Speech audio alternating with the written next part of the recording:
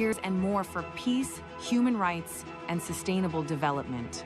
UN. Better together. I give the floor to His Excellency Antonio Guterres, Secretary General of the United Nations.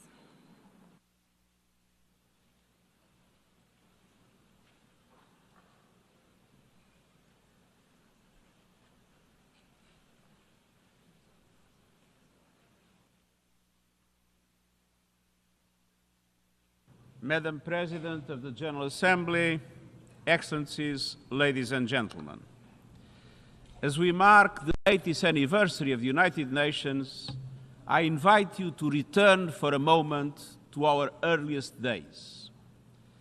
When the organization first opened its doors, many of its staff bore visible wounds from war: a limp, a scar, a burn. One of them was Major Brian Urquhart, the second person to be hired by the UN. A British soldier during the Second World War. He had been blown up on a ship in the Channel. Witnessed the liberation of the Bergen-Belsen concentration camp and carried for the rest of his life the limp from a parachute that failed to open. He was not alone. A clerk might quietly mention a bullet wound. A delegate, the shard of shrapnel still lodged in its chest. They had seen the worst of humanity, the horrors of the death camps, the cruelty of combat, cities entirely wiped out.